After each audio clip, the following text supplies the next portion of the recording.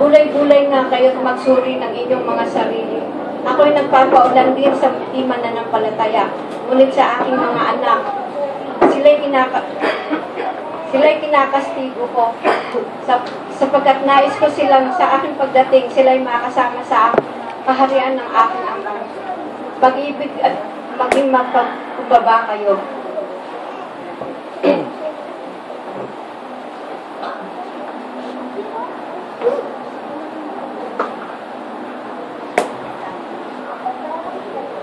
Ibig kong kayong lahat ay maligtas, kung kaya't panahon ng pagbabago ng pamumuhay at ng isip, lumakad kayo sa kabanalan.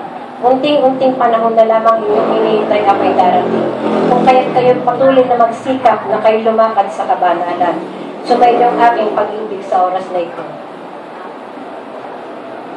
Mga anak, maging matapat kayo sa inyong paglilingkod at huwag kayong mag-alinlangan sapagkat hindi ko kayo pababayaan sa inyong paglilingkod. Good morning mga kapatid. Tayo ba'y talagang naglilingkod sa ating Diyos? Kung bababa ba ang Panginoong Hesus ngayon, nakakatiya ka ba? Makakaharap ka ba? Na masasabi mo sa sarili mo at sa Panginoong Hesus, ako'y alagad mo. Nakakatiyak ba tayo? Ikaw ba ay sigurado ka na bang alagad? Sinigurado mo na ba sa sarili mo na alagad ka ng Panginoong Hesus? Alam nyo, merong remnants na tinatawag o yung lalabi. Yung mga remnants na ito ang ililigtas ng Diyos. Alam nyo yung Gideon 300, may remnants na 300. Ano yung mga 300 na yun? Nagmula yun sa 22,000. Tinanong ni Gideon, kayo ba desidido ba talaga kayo? Na kayo isasama sa amin? Yung hindi desidido, umalis na, wag na talagang maglingkod. 22,000 na wala. 10,000 ang natira. At sabi ng Panginoon, madami pa rin yan eh. Naluluwalhati lang ako doon sa tunay na alagad. Ang natira doon, 300. Yung mga alagad na yon na 300, alagad na bakit? Na-disiplina eh. Kasi ang batayan ng Diyos, dalhin sila doon sa ilog, painumin mo sa tubig ng ilog, kung sino yung iinom sa pamamagitan ng kamay, hindi ng dila o parang aso, yun ang mga tinawag ko tinira. Yung iba uminom, dinilahan yung ginawang bowl yung ilog eh. Hindi disiplinado, walang natutunan. Walang pines o walang pagkakadisiplina sa sarili. Yung nadisiplina, kamay ang ginamit. O tayo ba, nadisiplina na? Kamay na ba ginagamit natin? Tayo ba'y naglilingkod na? Ang kamay, paglilingkod yan eh. Sa tubig ng buhay ba? Talaga na ba? Nasusunod mo ba lahat ng kalooban ng Panginoong Hesus? Tunay ka na bang alagad? Kasi ang size, merong huling-huling tetrads. Ang ibig sabihin ng tetrads, 4 na lunar eclipse at 1 solar eclipse. At yan ay nakikita. Ang katapusan niya sa October 2015, ang huling-huling at wala nang susunod na tetrads. At yung mga nalabi lamang ang ililigtas ng Diyos. Yun na yung huling palatandaan, bababa na ang Panginoong Hesus eh. Patapos na yung tetrads ng October 2015. So, any moment, rapture na ngayon. Science lang yun eh, napababa na talaga siya. Kukunin na niya yung tunay na lingkod niya, yung tunay na disiplina. Basahin natin ha, Joel 2.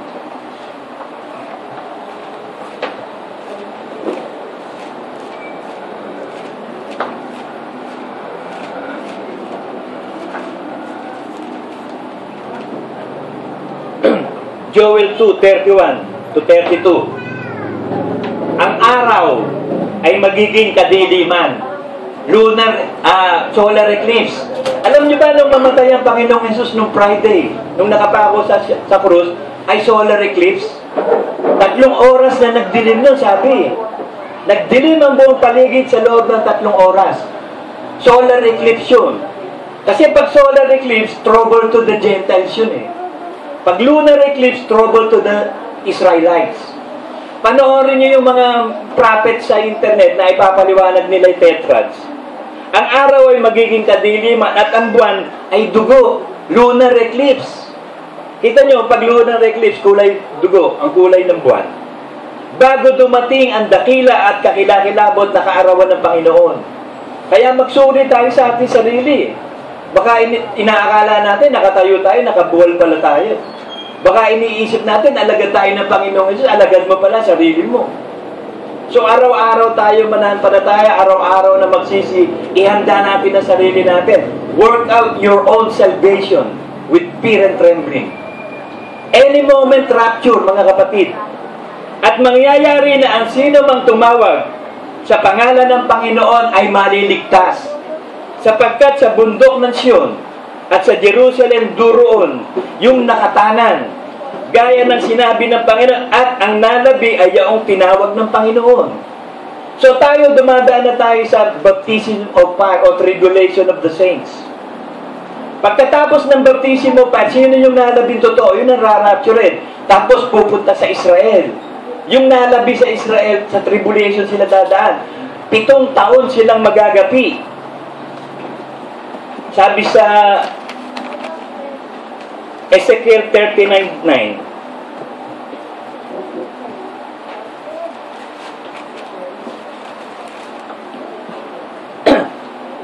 At silang nagsisitahan sa mga bayan ng Israel ay magsisilabas at sisilaban ng mga apoy ang mga almas at susunugin ang mga kalasag at gayon din ang mga longki, ang mga busog at mga pana at mga tungkod at mga sibat at sisilaban nilang 7 taon.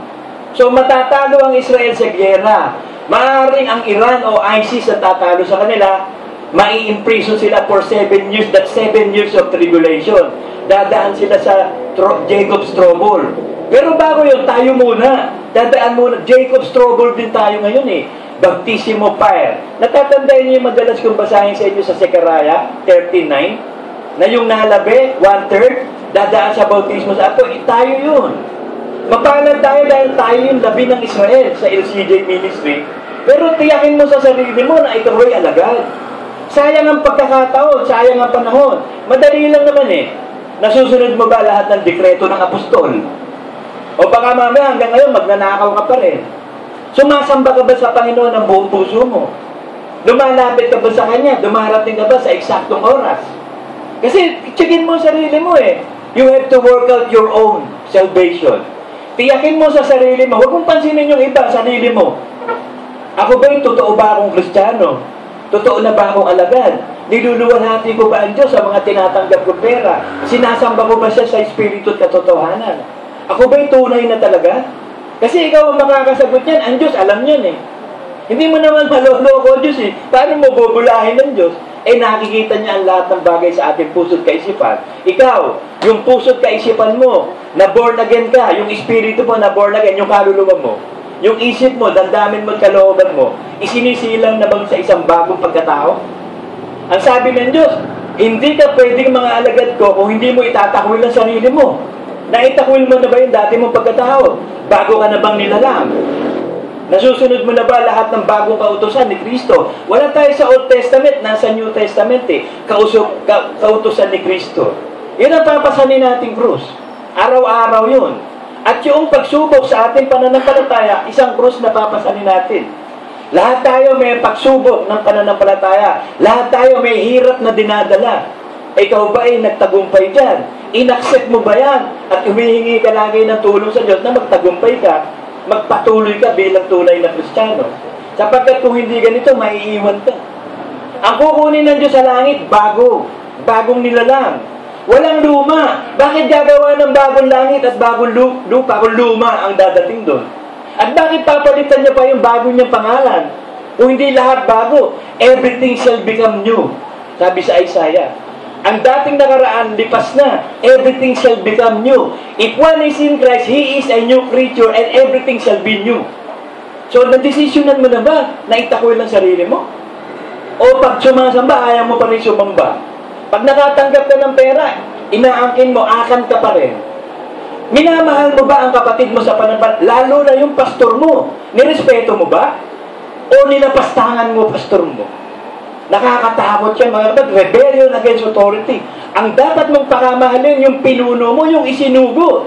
E binabaliwala mo, nilapastangan mo. Ano pwedeng gawin ng Diyos sa iyo? Nakakatakot na mahulog sa kamay ng Diyos. gagawa siya ng judgment. Disobedience is judgment. Obedience is blessing. Tignan natin ang sarili natin. Baka mamaya may mga kasalanan ka pa nagagawa, hindi mo kinukonfess. Baka mamaya meron kang ginagawa na sinasadya mo kasalanan. Ano ang gagawin ng Diyos sa'yo? Hindi ka nakakaabot sa sukatan ng Diyos. Sabi ng Romans 11:5,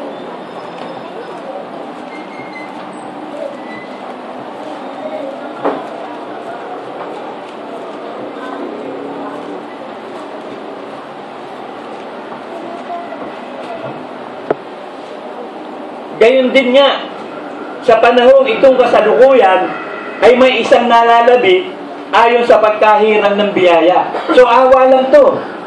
Meron pang nalalabi sa kasalukuyan ito ngayon. Now, sino ba yun? Tayo yun. Pagkahirang ayon sa biyaya. So, biyaya lang to mga kapatid.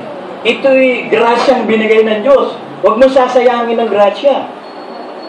Magsumikap tayo, sabi ng message nga magsumikap kayo, huwag mag-alinlangan, manampalataya. Pagkat kakaunti na lang ang panahon. Nasa pintuan na, anytime rapture, mga kapatid. Malapit na. At kapag naitayo na, yung third temple, yung nasa Wailing Wall, yung Dome of the Rock, mawawala, tatayo ng Solomon's Temple uli yun Yun yung wawasakin ng seat of desolation ng Antichrist Muli na naman siya magtatatag doon ng mga palatuntunan niya. At pagkatapos niyan, sabi sa Jeremiah 30,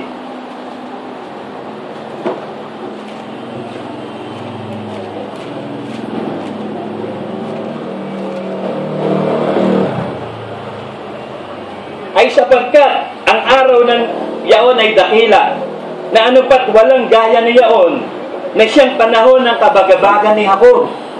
Magkakaroon ng Jacob's trouble for 7 years. Ngunit siya'y maliligtas doon. So tayong iglesia ngayon, ililigtas sa tribulasyon.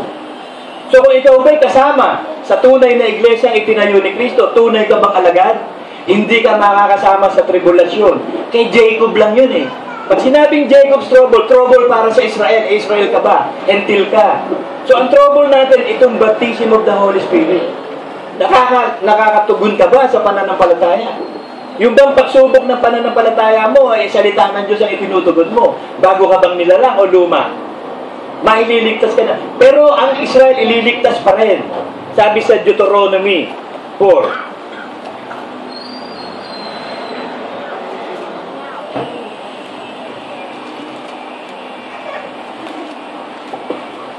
Kahit ang Israel ay naging matigas ang ulo, kahit ang Israel ay naging hindi sumusunod, kumalat, como apple of the eye ng Diyos yan may pangako Sumumpa ang Diyos kay Abraham sa binhi mo at binhi si Kristo at ang Israel. So tutuparin ng Diyos yung pangako niyang tipan. Si Brother Manny meron tipan sa Diyos. Tutugunin ng Panginoon ang tipan kay Brother Manny. Dahil sa tipan ni Brother Manny, ililigtas tayo ng Diyos. Manampalataya ka lang. Dahil sa tipan niya kay Abraham, ililigtas ang Israel.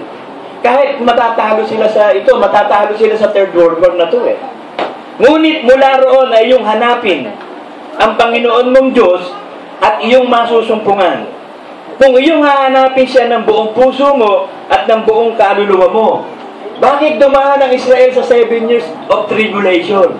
Para malaman sa puso nila kung hihingi ba tulong kay Kristo. Kasi malalantad yung Antichrist Sasabihin niya, I am God Tatakbo Israel So, hihingi ng tulong kay Kristo to. Yun yung remnants lang yun, labi ng Israel lang. Katulad ngayon, yung remnants lang ng Diyos dito sa LCJ ang malalabi, ang tunay na ililigtas ng Diyos.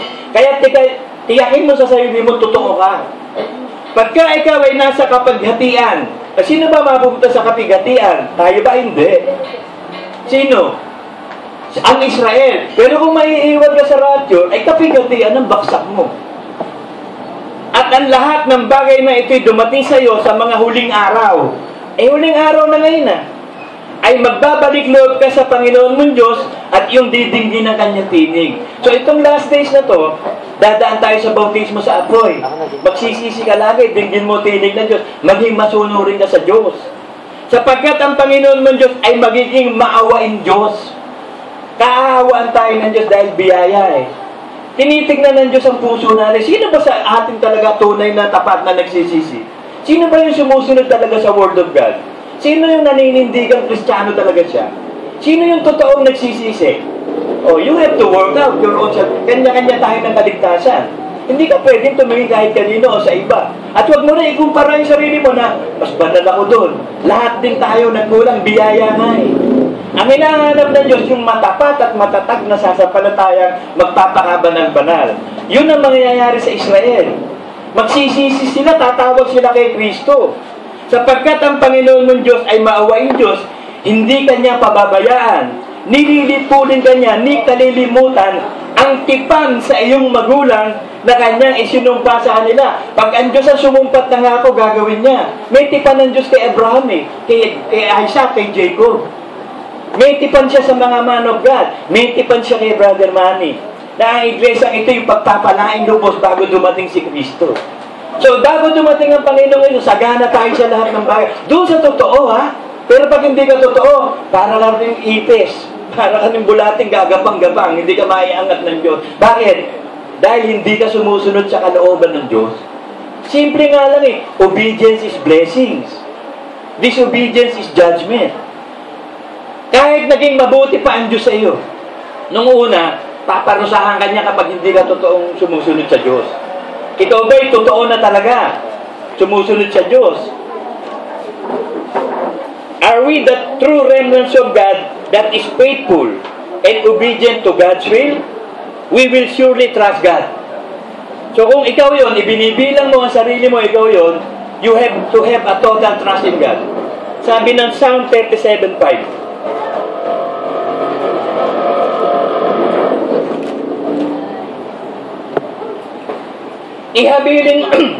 Ihabilin mo ang iyong lakad sa Panginoon. Tumiwala ka din naman sa kanyang papapangyarihin. May sinabi ba dito maliit o malaking bagay? Ihabilin mo sa iyo ang iyong lakad. Ibig sabihin, walang malaki o maliit kang lakad. So lahat ng ginagawa mo, i-acknowledge mo sa Diyos. Ihahabilin mo. Para papangyarihin niya at maganap matulungan ka. Ganun na ba tayo? O tayo pa rin yung nabubuhay sa sarili natin? Umaasa sa lakas at katalinuhan natin. Kahit nga konting, kaya ako na-stroke pala ganun pala Kasi nung mula ma-stroke ako, wala akong ginagawa, kundi ihabilin sa Diyos ang lahat. Kasi hindi ko na kaya. Humina ako. Ako ang pinakamahina sa inyo sa lahat ng bagay. Pero lumalakas ako dahil doon sa kahinaan ko na yun. Alam niyo ba na kahit pag-ebak ko, nihahabilan mo sa Diyos?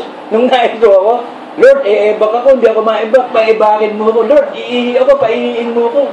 Lord, lalakad ako doon, ligtas mo ako ha. Lahat na ng ginawa ko, inihabilin ko. Bakit? Dumaan ako doon sa sitwasyon niya, ako'y walang kakayanan sa sarili talaga.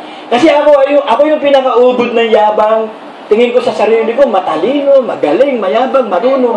Ibinaksak niya ako. Para malaman ko na wala akong magagawa sa sarili ko. Well, itinayo niya ako sa pamamagitan na niya. So, I am born again and again. So, ganun din May sitwasyon sa buhay nyo na idadapa ka ng Panginoon para ma-realize mo. Si Pablo, idinapa, binulag pa Dumapa si Pablo, idinapa siya Nabulag siya ng 3 days bago niya nakita yung liwanag From darkness to light. Kasi mula sa kadiliman, ilalabas ka sa liwanag Dadaling ka sa liwanag ni Kristo. Paano kung hindi mo nalaman yung darkness? Paano mo malala ng kaliwanagan? Di ba kaya sinusubukan ng faith? Para malaman. Paano malalaman? Si Hezekiah, paano nalaman ni Hezekiah totoo talaga? Iniwan siya ng Diyos Sabi niya sa sa 2 Kings 32-31 Pinabayaan si Hezekiah ng Diyos ng lubos na pagpapabaya upang malaman kung ano yan sa puso niya, susunod ba siya o hindi. Deuteronomy 8:2 Sinubukan ng Israel. Susunod ba sila o hindi? Basahin natin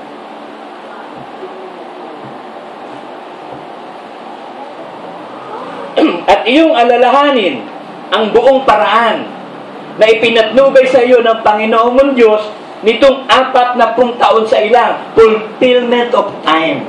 Pag sinabing 40, fulfillment of time yun Di ba? Si Jesus Christ na natili pa 40 days dito. Nag-fasting 40 days.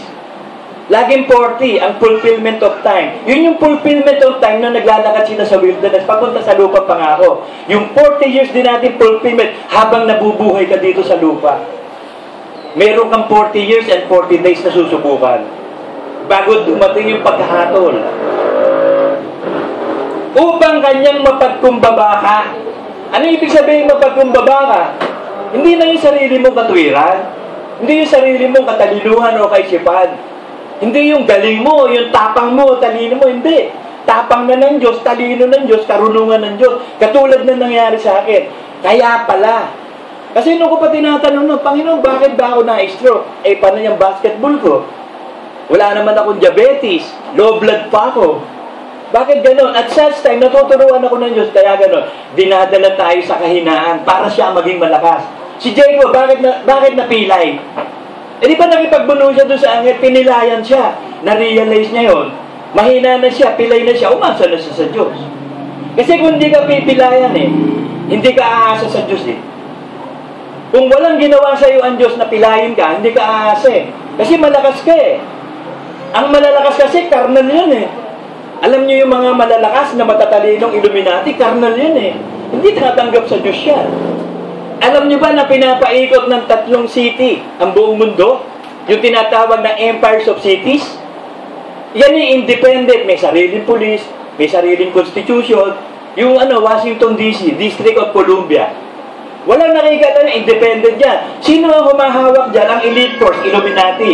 Yung Corporate of London. Yan ay isa ring independent yan. Walang gumagawa. Sino nagmay-may-ari na? Rothschild. At saka itong tinatawag na Vatican City, independent yan. May sariling pulis yan, may Praetorian Guard yan. Walang pwedeng makaporma dyan. Yan ang nagpapatakbo sa buong mundo ngayon. 3 din, di ba? The Empire of Cities, that is the Roman Empire.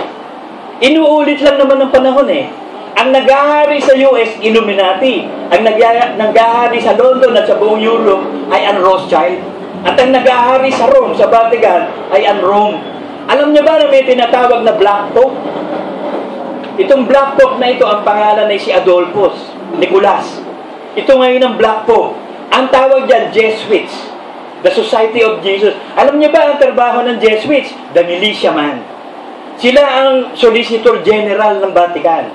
Halimbawa, gobyerno ng Pilipinas, may Solicitor General yan Siya ang dumitipende sa buong gobyerno ng Pilipinas.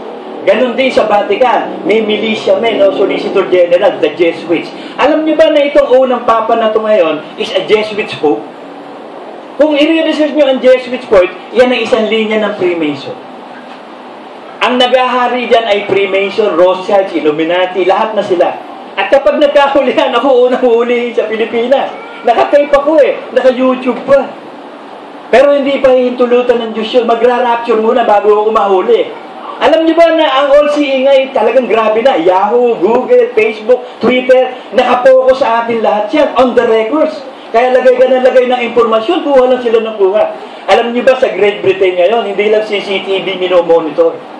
Pati ang mga social media, minomonitor na nila. Meron na sila ngayong batas dun. Minomonitor na lahat. Sa US, ganun din. Everywhere in the world. Akala nyo, okay yung Facebook, Twitter? Hindi. All-seeing ngayon espionage yan pag-i-espiya sa buong mundo. Kaya ngayon, tinatataka na nga sa US ng blue and red Sa mga mail nila, pag ikaw blue, ibig sabihin maganda kang alipin. Pag ikaw red, papatayin ka nila. Sa PEMA camp, ang dami na doon mga nicho na paglalagyan. Sa Georgia, nandun na din yung estatwa o yung memorial na gagawin nila sa mundo. Pakukuntiin lang nila ang mundo ng 500 million lang. Kalahating billion lang ang gagawin. We are now 7 to 8 billion sa mundo. Ganun ang gagawin nila. At gumagamit na sila ng genocides. Alam niyo ba yung genocides? Yung genetically modified organism, inilalagay na nila. Yung cloning na tinatawag. Kinoklone nila yung mais, kinoklone nila yung baka, kinoklone nila lahat ng prutas, nilalagyan nila ng GMO for the genocides. Unti-unting pagpatay sa mga tao. Kung ayan na yung mga CIA, basta gulihin ako. Ganon, ini-expose ko sa inyo para magkaroon kayo ng idea na napakalapit na. Gumagawa na ang Antikristo sa ngayon. At ang hinihintay na lang ay ang rapture.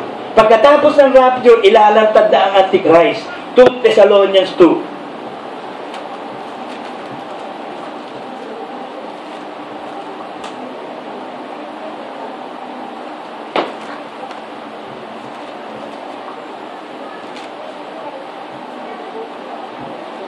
Huwag kayong padaya kanino man sa anumang paraan, sapagkat ito'y hindi darating maliban ng dumating mula ang pagtaliwakas at mahayag ang taong makasalanan, ang anak ng kapahamakan, the son of perdition, ang anak ng diablo, na sumalangsang at nagmataas laban sa lahat ng tinatawag ng Diyos sa sinasamba. Ano pat siya'y nauupo sa templo ng Diyos na siya'y nagtatanyag sa kanyang sarili na tulad sa Diyos? Alam niyo ba yung Temple Solomon? Yung second temple na binuo? Hindi Solomon's Temple, Herod's Temple yun. Doon tumayo si Herodes at sinabing siya'y Diyos. Ano nangyari sa kanya? Inuod, patay. Alam niyo ba yung Vicarius Filii Dei? The Vicar of the Son of God. Sila yung pumapalit na Diyos dito sa lupa. That we are the God of the earth. Alam niyo yan, kilala niyo yan, kung sino yan. Yan yung the beast na nakasakay sa seven horns, the 7 mountains. Alam niyo na yun. Hindi ko na kailangan sabi, very obvious yun eh. Yung meron dito, alam niyo si Dagon, yung Diyos ng Philistine, yung isda, ang katawan. Hindi niyo mapapansin sa sombrero nun, isda. Isda ang sombrero nun kay Dagon. Alam niyo yung obelisk. Pag nakakita, 3 meron niyang obelisk sa Corporate of London, sa Washington DC, at saka sa Vatican. Alam niyo ba bakit may obelisk? It is the sign of panganganak. Yung bilog na nandun, it is the vagina. Yung nakatayo ng obelisk, it is the penis. Maglalabas sila, yung Freemason son, yung the Antichrist, lalabas ng anak. Si Osiris at saka si Isis, yung Egyptian god. Yan yun, kaya meron sila nun. Sex. Ganun, kaya na yung fallen angels, takaw na takaw sila sa sex. Dala-dala nila yan. Kaya napakatindi yan. Ine-expose na lahat yan eh. Hindi nyo mapapansin yung 3 empire cities, di ba? Washington DC, may obelisk. Vatican, may obelisk. Corporate of London, may obelisk. Alam nyo ba yung obelisk na yon, yung Needle of Cleopatra? Pinatayo yun ni Caligula. Si Caligula na pinakamasamang emperador sa Rome. Napakasamang emperador niya. Yun na nagpatayo ng obelisk sa St. Peter's Cathedral. Kanya yun. In honor of Caligula yun. So sinasabi ko sa inyo yung history and the Bible na napakalapit na ng araw, mga kapatid. Huwag tayong magpapatumpik-tumpik. Pero yung tunay na anak ng Diyos, hindi pababayaan. Sabi sa Psalm 37:3.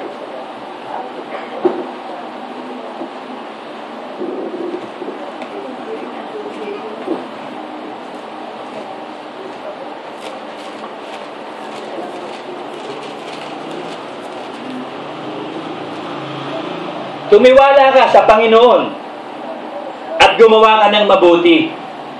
Tumahan ka sa lupain at gawin mo kumain sa kanyang pagtatapat. Magpakaligaya ka naman sa Panginoon at bibigyan ka niya ng nasa ng iyong puso. So kung magiging matapat tayo at tunay na susunod, yung desires of our heart ibibigay. Ano ba ang talagang desires of our heart? Maligtas. May iba ba kayong desires? Gusto niyo ba makapag-asawa pa ba ng gwapo-gwapo? O makapag-asawa ng magandang-maganda? O yumaman? Yan pa ba desires? O yung maligtas? Wala nang ibang desires. Isa lang ang desires natin, maligtas. Dahil yun ang pagpapala. Psalm 133. Gaya ng hamog sa Hermon na tumutulo sa mga bundok ng Sion, sapagkat doon pinarating ng Panginoon ang pagpapala. Ang bundok ng Sion, nagre-represent lagi yan sa church, sa iglesia, sa mga bayan ng Diyos. Kaya ang Israel may Mount of Zion. Pinarating daw doon sa iglesia ang pagpapala. Sa makatwid bagay, ang buhay na magpakailan paman. So ano yung pagpapala? Buhay na walang hanggan. So paano mo makakamit ang buhay na walang hanggan? Sumampalataya ka sa Panginoong Hesus. Paano ka sasampalataya? Susundin mo yung lahat ng kautusan niya. Dahil pag hindi mo sinunod ang lahat ng kautusan niya, yung salitang sinalita niya ang magtatakwil sa iyo sa huling araw. John 12.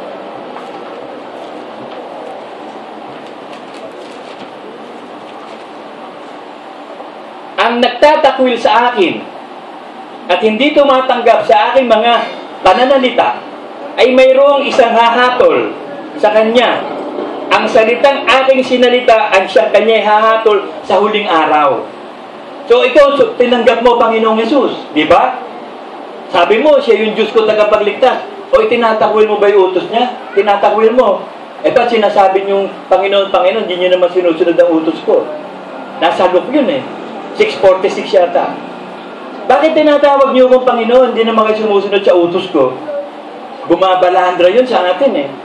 So mag-isip-isip ka. Baka mamaya hindi ka pala talaga tunay na Kristiyano. Hindi ka pala tagasunod ni Kristo. Hindi ka elite force.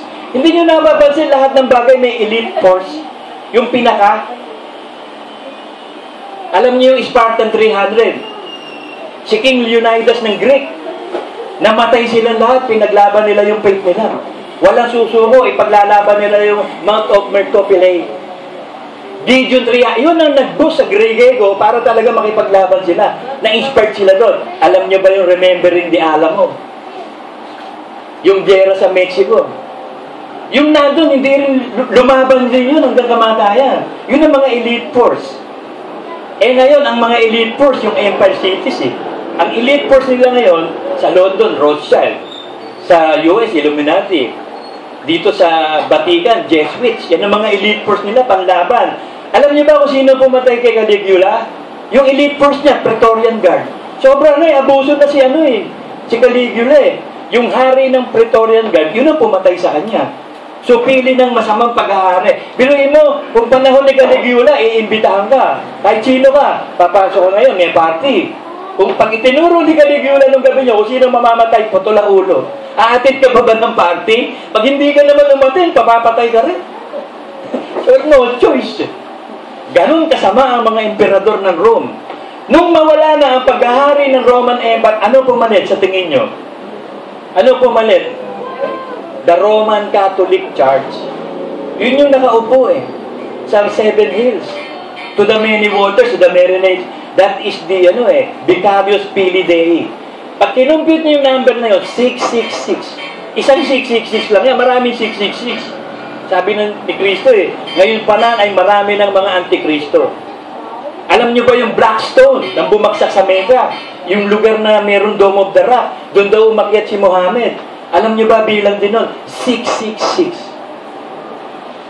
Pag kinuwenta niyo yung lahat ng nando doon sa Amerika, yung mga Freemason, sa Illuminati, 666. Sa entertainment sa Hollywood, wala ka na makikita ngayon kundi puro mga impluwensyado ni Taning. Kapag sumenya sa mga singer o mga banda o mga entertainment, ganun. O kaya ganyan, the 666. Sa atin nga, minsan may nakikita ko pag nag-picture, sabi hindi nila nalalaman, that's the sign of the devil. Kakulangan ng information, may people are destroyed because of lack of knowledge. Kaya nga sinasabi sa inyo, huwag na tayo makiisa doon sa gawa ng Diablo. Hawak ng Rothschild ang lahat ng news sa buong mundo. Hawak ng Rothschild ang Hollywood, entertainment, and music industry. Kung napanood niyo yung patotoo ni Michael Jackson, sabi niya, Tommy Mottola is the devil. I sold my soul to the devil. Siya ang nagsampa ng bilyon-bilyon pera sa Sony Music. Tapos nung umaalis na siya, sinirahan siya. Kung ano-ano sinabi sa kanya, na pedophile siya. Kasi umaalis, ina-expose na niya kasi yung gawa ng mga Illuminati doon eh. Yung kapatid niya si Janet, tsaka yung nanay niya, hindi pumayag. Ang pumayag yung pamilya. Nagbayad $30 million. Isinacrifice si Michael Jackson. Kaya yun, dead. Ganon makapangyarihan ang paggawa ng demonyo sa lupa. Kung sino ang gusto nilang patayin ngayon, kaya nilang patayin. At minomonitor na nila ang buong mundo. Alam, di ba pag nagagaya doon, pangalan mo, binubuo mo pa ako, ganun. Gusto ko kompleto informasyon eh. Buong-buo pa sa lahat eh. Kung ano ka, ano religion mo. Iniista na nila yun eh. Para madali na. Kung sino yung huhulihin nila, yung pupugutan ng ulo, yung papatayin. Alam na nila yan. Pero wag tayo dun eh. Pumasok tayo dun sa rapture. Ang gawin natin, magsisi tayo araw-araw. Tiyakin na sariling sumasampalataya. Matakot ka sa Diyos. May kapangyarihan kang patayin ng katawan mo, tapon ng espiritu, kaluluwa mo sa impyerno. Doon ka matakot. Ito na yung panahon, mga kapatid. Sinasabi ko na ito sa inyo. Kasi pag ako may nararamdaman talaga at nakakakita ako ng para mga vision, nagyayari. Yung sinabi ko sa inyo, itong 2014, 2015, dire-diretso, puro pagpapala sa atin. Materially, spiritually, physically, emotionally, lahat yan. Nagaganap na yan. Nararanasan na ng marami yan. At itong darating na rapture, anytime. Alam nyo ba yung tinatawag na isa pa? Itong tinatawag na asteroid. Sinasabi ng mga scientists, 2028 may dadaang asteroid na napakalaki. Kasi laki daw. Yung, alam niyo ba yung pagkagunaw ng ng mga dinosaur? 65 million years ago, may bumaksak na asteroid sa Earth. Ginawa ng scientists, i-prove natin kung totoo. Hinanap nila yung crater. Hindi pwede walang crater. Wala silang matagpuan sa lupa. Ang natagpuan nila doon sa south of Mexico, sa ilalim ng dagat, napakalaking crater. Bumaksak nga talaga, patay lahat ng dinosaur. At may babaksak daw na asteroid. Yan nga, yung malaki, ang pangalan niyan, wormwood. Pero bago bumagsak yan, sa tribulation period. So wala na tayo, hindi natin problema. Ang problema natin ngayon, paano ka makakasama sa rapture? Yun ang itanong mo lagi sa sarili mo. Madali lang naman eh. 1 John 5:3.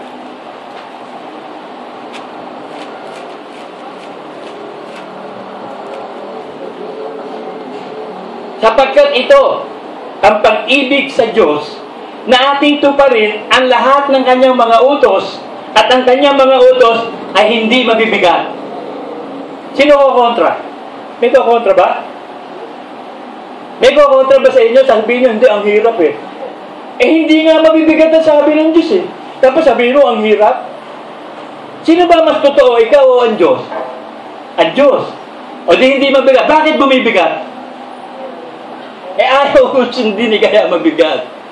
May kantang ganun eh. Kapag yung gusto, may paraan.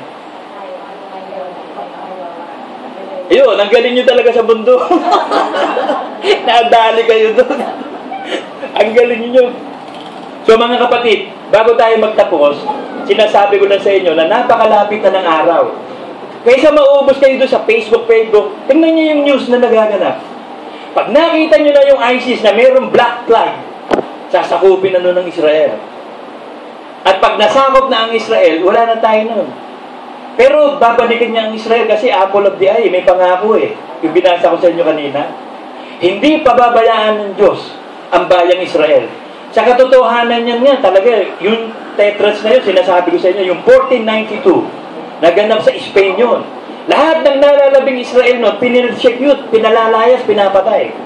Ito si Christopher Columbus na isang Israelite, binigyan nila ng pera, naghanap ng ibang lugar, na-discover ng Amerika. Doon itinayo ang Freemason. Freemason si Columbus, may krus yun sa barko.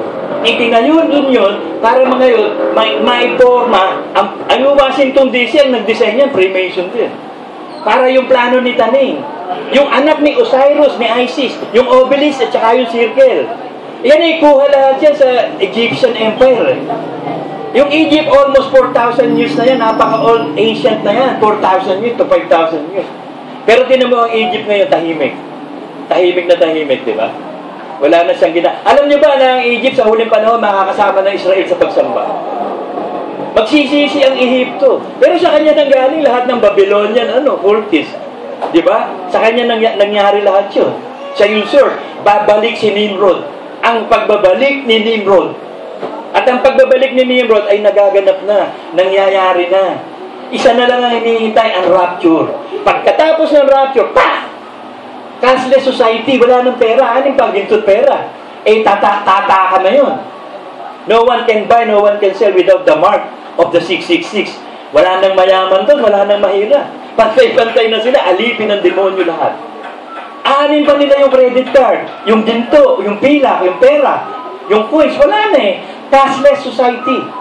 Somewhere in US, ginagawa na rin ng cashless society. So, ayan na yun eh. Panoorin nyo sa internet, basahin niyo, makinig kayo, pag-aralan nyo yung mga nagaganap sa ating paligid. Makikita nyo, any moment is rapture. Amen.